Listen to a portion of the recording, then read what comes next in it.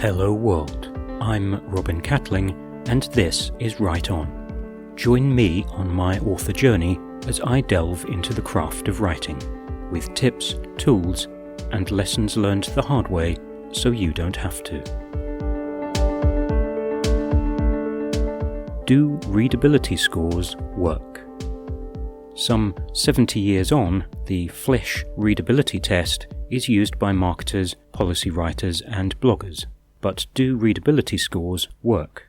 Rudolf Flesch, a consultant with the Associated Press, devised a method for improving the readability of newspapers back in 1948.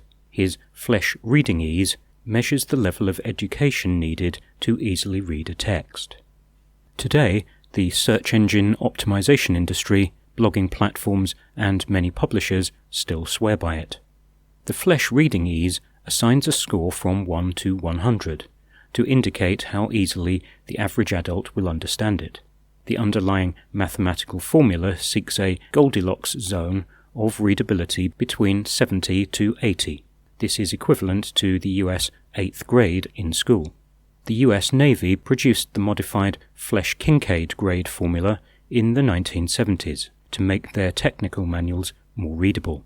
This again proposes an ideal readability score of 8 or 8th grade level education for the average sailor. Principles of readability tests.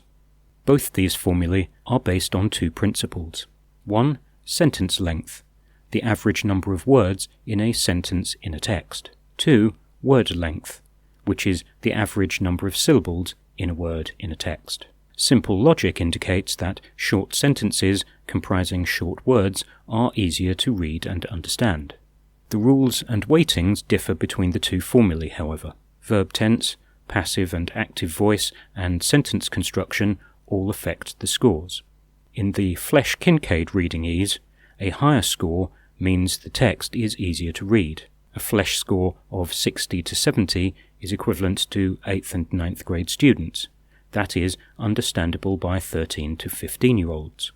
Other scales of readability scores developed since Flesch use a lower score to indicate easier reading. Readability formulas now permeate software text analysis tools. Some are tailored to specific industries, government, education, or subject areas. The list is long and a bit boring. Flesch-Kincaid remains in common use for general-purpose analysis. The case for readability scores. Revising text according to readability scores can make a huge improvement.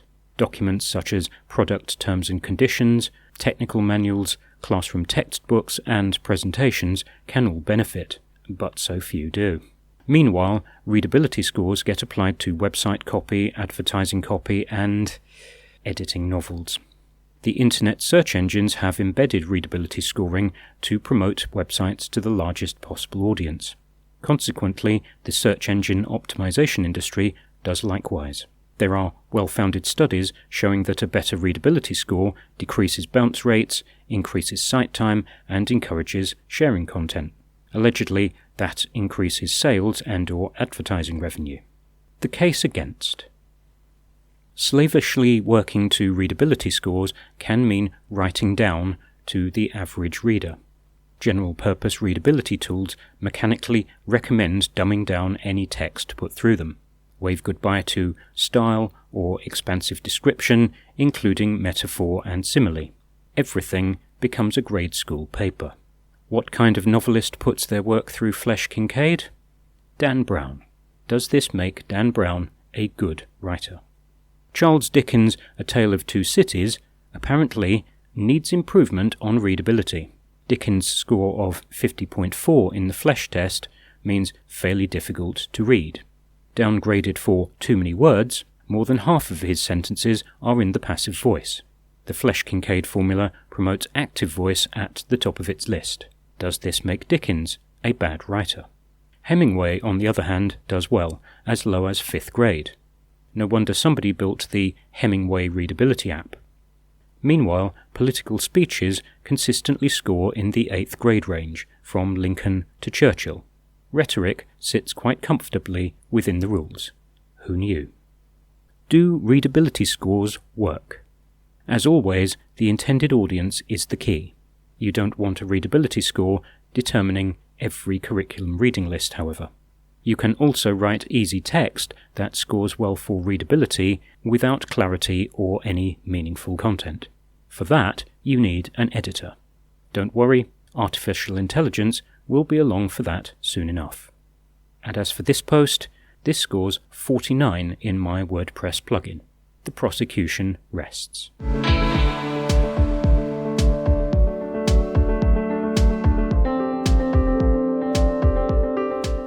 That's all for this time. Thanks for stopping by. You can like and subscribe to the channel or go to robincatling.info to check out the blog.